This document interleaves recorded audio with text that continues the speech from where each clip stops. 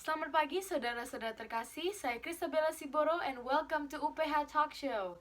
Hari ini tema kita adalah The Gift of Giving, sangat menarik ya. Oke, sesuai dengan topik hari ini, saya akan mengundang anak-anak muda yang telah mendedikasikan waktunya untuk melakukan kasih bagi sesama. Maka langsung saja saya undang narasumber pertama, Angelin Restania Sita. Terima kasih untuk kesempatannya Bella. Pada saat ini saya akan menjelaskan beberapa hal mengenai kelompok kami, yaitu kelompok keajaiban dunia 4. Yang pertama adalah visi dan misi. Visi kami adalah mewujudkan rasa cinta kasih serta kepedulian dengan melakukan tugas kami sebagai makhluk ciptaan Tuhan yang paling mulia untuk menjadi berkat bagi sesama. Selain itu kami juga memiliki dua misi. Yang pertama adalah aktivitas pelayanan nyata dalam mendukung pekerjaan kemanusiaan. Dan yang kedua adalah memberikan bantuan dengan tujuan untuk melayani dengan setulus hati. Nah, selain itu untuk mendukung proyek kami juga memiliki pembagian tugas. Saya akan menampilkannya dalam bentuk tabel seperti berikut ini. Selain dari pembagian tugas, kelompok kami juga memiliki landasan Alkitabiah yang bertujuan untuk terus mendorong kami bekerja dengan tulus. Yang pertama itu adalah Kisah Para Rasul pasal 20 ayat 35 dan juga Kisah Para Rasul pasal 6 ayat 1 sampai 7. Ada pula prinsip-prinsip yang mencerminkan kegiatan proyek kami ini. Yang pertama adalah berbelas kasih.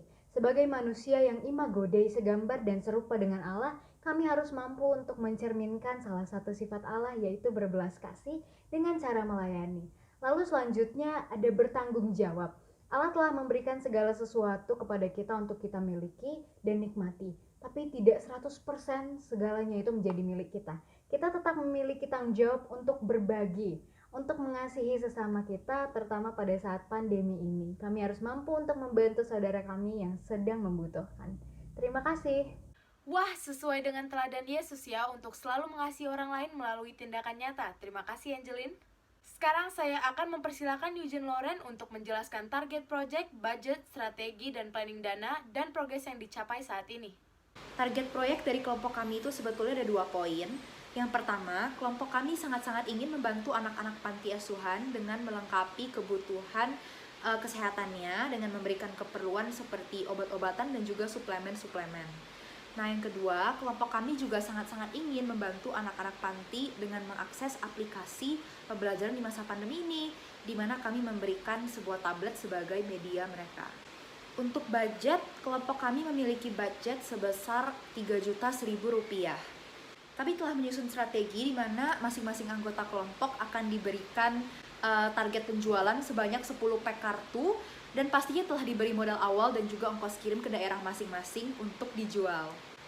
Kemudian, setiap anggota kelompok akan mematok harga sebesar Rp10.000 per kartunya agar hasil yang didapatkan dapat menutup modal awal dan keuntungannya dapat kami pakai untuk membantu panti asuhan. Sebagai penunjukan progres yang telah dicapai, berikut saya akan menampilkan beberapa foto-foto di mana anak-anak panti asuhan telah menerima paket yang kami kirim.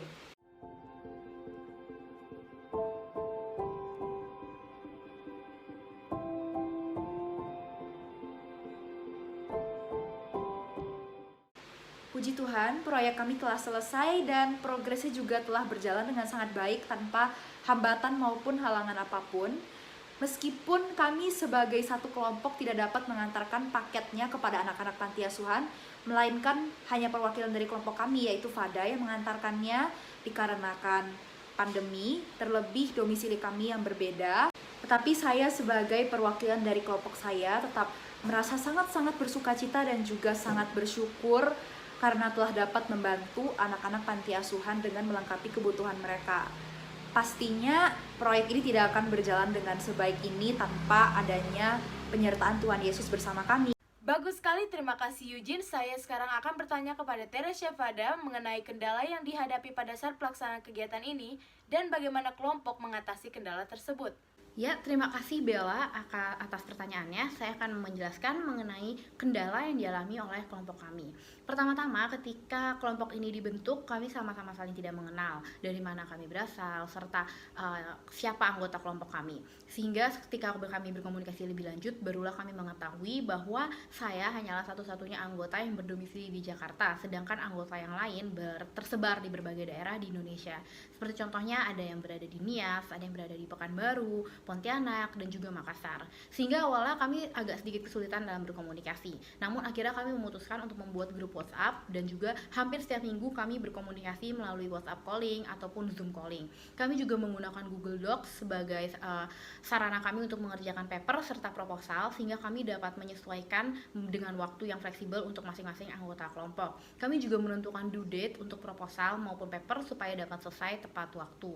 Untuk penjualan kartu, awalnya kami memutuskan untuk menjual kartu melalui sistem pre-order. Namun pada pelaksanaannya ini sangatlah tidak efektif karena tidak mungkin kartu tersebut dikirimkan secara berkali-kali ke berbagai daerah di Indonesia ini karena akan memakan waktu dan juga biaya. Sehingga akhirnya kami memutuskan untuk menerapkan sistem beli putus, di mana kami sudah menentukan terlebih dahulu berapa target biaya yang harus kami kumpulkan untuk masing-masing setiap anggota. Sehingga kami bisa memutuskan target kartu, berapa kartu yang harus dijual oleh masing-masing anggota tersebut. Dan setiap anggota bisa menjual semaksimal mereka, dan pengirimannya pun hanya 1 kali. Namun pada pelaksanaannya kami berhasil menjual sedikit lebih banyak daripada target yang telah kami tentukan, dan juga ada anggota yang bisa menjual lebih banyak daripada target awal, sehingga bisa meringankan beban target dari anggota yang lain. Sekian dari saya, terima kasih Bella. Solusi yang sangat bagus dan praktis ya, terima kasih Fada. Sekarang kita akan beralih kepada anggota selanjutnya, yaitu Ashley Pakasih. Tolong dijelaskan kunci keberhasilan tim, sharing success factor kelompok, dan bagaimana motivasi kasih menjadi landasan dari kelompok. Kami memahami bahwa mengasihi merupakan suatu hal yang wajib dilakukan sebagai seorang Kristen. Mengasihi bukan tentang menerima, tetapi tentang memberi. Awalnya, kelompok kami berpikir bahwa proyek ini hanya sekedar tugas biasa saja. Tetapi seiring berjalannya waktu, hati kami sadar dan tergerak untuk membantu. Dan bahwa melalui proyek ini, kami menjadi berkat bagi orang lain. Karena itu, kami mulai mengubah cara pandang kami, bahwa kami mengasihi orang lain karena Allah terlebih dahulu mengasihi kami. Proyek ini dapat terselesaikan karena kami saling bekerja sama dan membagi tugas. Walaupun kami berada di kota-kota yang berbeda, tetapi akhirnya proyek ini dapat terselesaikan. Dengan adanya komunikasi, kami juga dapat menyelesaikan proyek ini. Walaupun kami hanya berkomunikasi via online dan tidak dapat bertemu karena pandemi yang terjadi, kami bisa merencanakan semua proyek ini dan dapat terselesaikan. Proyek ini juga kami buat untuk memuliakan nama Tuhan, sehingga kami tidak melupakan Dia. Dalam setiap rencana-rencana yang kami perbuat, kami selalu bersandar tetap kepada Tuhan dan berdoa semoga Tuhan memberkati semua rencana-rencana yang kami perbuat sehingga dapat terselesaikan. Kami semua bertanggung jawab dalam melakukan tugas kami. Salah satu contohnya, kami semua wajib menjual kartu yang hasilnya dapat digunakan untuk diberi pada panti asuhan, dan pada akhirnya kami semua dapat menjual kartu itu dan kami dapat membantu panti asuhan. Karena kami memiliki tujuan yang sama, yaitu menjadi berkat bagi orang lain dan mengasihi, akhirnya proyek ini terselesaikan walaupun masih banyak kekurangan yang terdapat di dalamnya. Kerjasama yang sangat baik dari kelompok ya, terima kasih Ashley. Terakhir kita akan mempersilahkan Michelle Valerie untuk menjelaskan transformasi yang dialami kelompok, dan tolong jelaskan faktor mengapa ada keberhasilan atau kegagalan kelompok dalam pencapaian proyek ini. Transformasi yang dialami kelompok. Kami menjadi pribadi yang lebih bersyukur setelah bercermin terhadap rintangan-rintangan atau kendala yang kami hadapi selama menjalankan proyek ini. Ternyata Tuhan selalu memiliki rencana yang tidak terduga. Kami juga melihat banyak sekali orang-orang yang kurang beruntung dalam hidup ini, dan hal ini membuat kami enggan untuk mengeluh dengan segala rintangan yang Tuhan izinkan dalam hidup kami. Kemudian, faktor mengapa ada keberhasilan dan kegagalan dalam pencapaian proyek. Nah, jadi kegagalan itu dapat terjadi jikalau tidak ada rasa saling peduli dan saling mengerti di antara anggota kelompok. Tetapi kami sangat bersyukur bahwa proyek kami dapat terjalan dengan baik dan lancar sehingga kami memperoleh sebuah keberhasilan. Hal ini tentunya tidak dicapai dengan mudah. Faktor utama atas keberhasilan proyek yang kami lakukan adalah kami mengandalkan Tuhan dalam segala aspek, dalam segala hal yang kami lakukan, sehingga kami memiliki rasa tanggung jawab kami masing-masing sebagai bagian dari kelompok. Dan kami juga memiliki kesadaran untuk melakukan bagian kami masing-masing, untuk mengerjakan tugas kami masing-masing, sehingga proyek ini dapat terjalan dengan lancar dan sukses. Kita harus menjadi manusia yang selalu bersyukur dengan apa yang Tuhan telah berikan kepada kita ya. Terima kasih Michelle. Kesimpulan dan saran dari Project Service Learning yang telah kami laksanakan yaitu, ketika kita melakukan segala sesuatu dengan kasih dan bersandar kepada Allah, segala permasalahan maupun pergumulan dapat diatasi dengan pertolongan dari Tuhan. Jika kita menunjukkan kasih sayang yang tulus tanpa mengharapkan imbalan apapun, kita akan mendapatkan reward yang bahkan lebih besar dari apa yang kita bayangkan. Kasih sejati itu adalah tentang memberi dan bukan menerima. Oke, itu saja dari UPH Talk Show hari ini. Selalu ingat atas tema hari ini bahwa memberi itu adalah suatu karunia.